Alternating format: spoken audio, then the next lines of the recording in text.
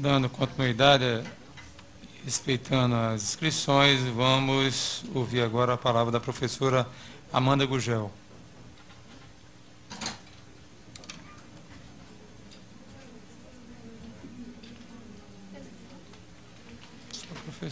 Bom dia a todas e todos. Durante cada fala aqui, eu pensava em como organizar a minha fala, né? Porque, assim, são tantas questões a serem colocadas e tantas angústias, né, do dia a dia, de quem está em sala de aula, de quem está em escola, e eu queria, pelo menos, conseguir sintetizar minimamente essas angústias.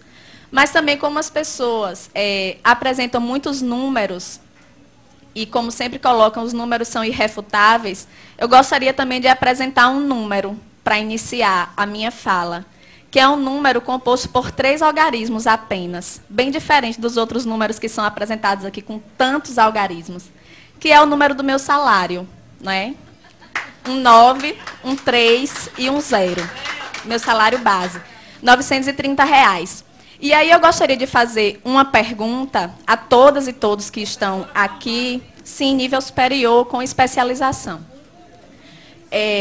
Se vocês conseguiriam, mas também respondam só se não ficarem constrangidos, obviamente. Se vocês conseguiriam sobreviver ou manter o padrão de vida que vocês mantêm com este salário? Não conseguiriam. Certamente, esse salário ele não é suficiente para pagar nem a indumentária, né, que os senhores e as senhoras utilizam para poder frequentar esta casa aqui. Não é?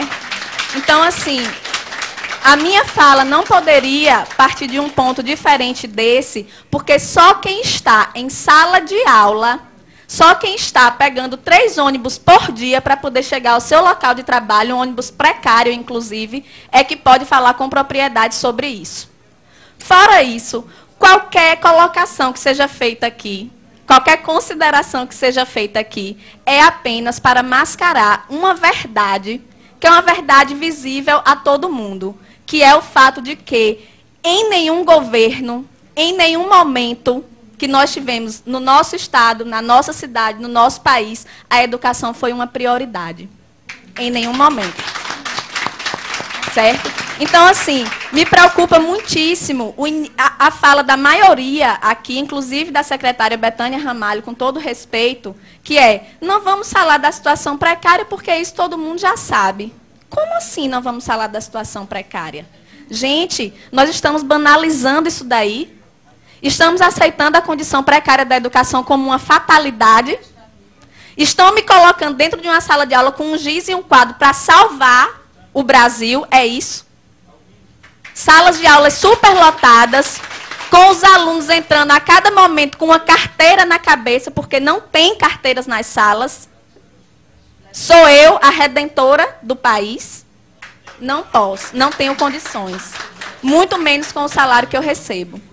Tá certo? A secretária disse ainda que nós não podemos ser imediatistas, ver apenas a condição imediata. Precisamos pensar a longo prazo, mas a minha necessidade de alimentação é imediata. A minha necessidade de transporte é imediata.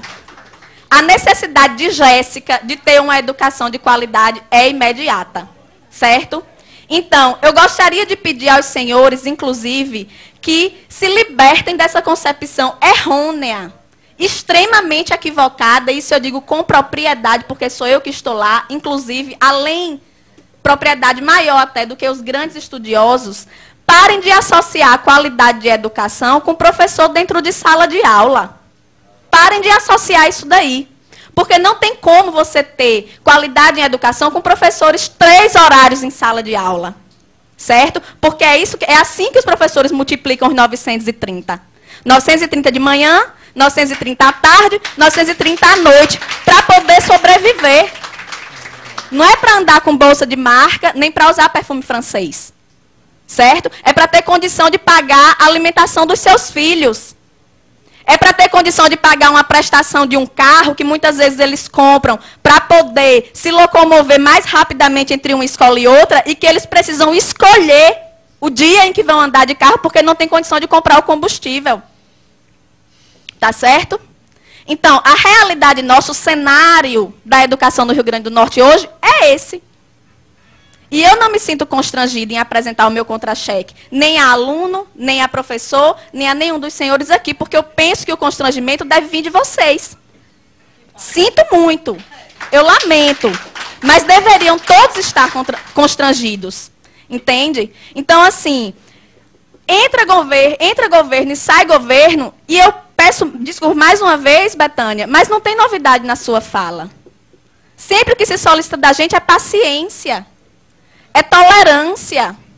E eu tenho colegas que estão aguardando pacientemente há 15 anos, há 20 anos, por uma promoção horizontal.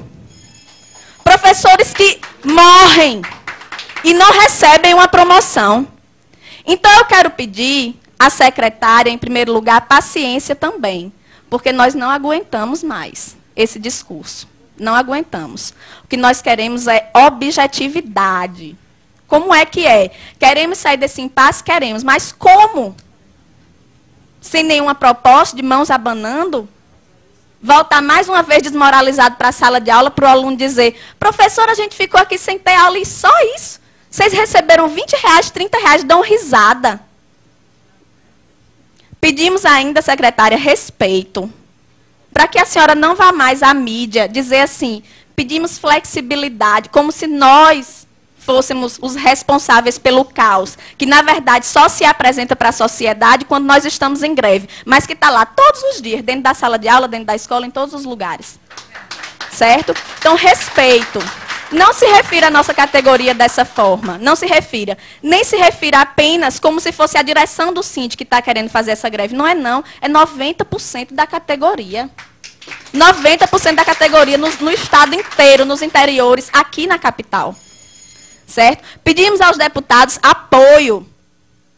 Estejam mais presentes, participem ali, vão à nossa assembleia, procurem ouvir esses trabalhadores, procurem saber a realidade. Certo? Pedir à promotoria que esteja com a fiscalização efetiva ao Ministério Público. Que não seja para dizer, professor não pode comer desse cuscuz, não, porque é um cuscuz alegado que a gente come, o cuscuz da merenda. Porque a promotoria está para lhe dizer que a merenda é do aluno, não é do professor. Certo? É assim que funciona. Diga-se de passagem, nós não temos recursos para estar nos alimentando diariamente fora de casa. Não temos para isso. Certo? Então, são muitas questões mais complexas, certo? São muitas questões muito complexas que poderiam ser colocadas aqui, mas, infelizmente, o tempo é curto e eu gostaria de solicitar isso. Em nome dos meus colegas que comem o cuscuz alegado, em nome dos meus colegas que pegam 3 ônibus para chegar ao seu local de trabalho, em nome de Jéssica, que está sem assistir aula nesse momento, mas que fica sem assistir aula por muitos outros motivos, por falta de professor, por falta de merenda, certo? É isso que eu quero dizer.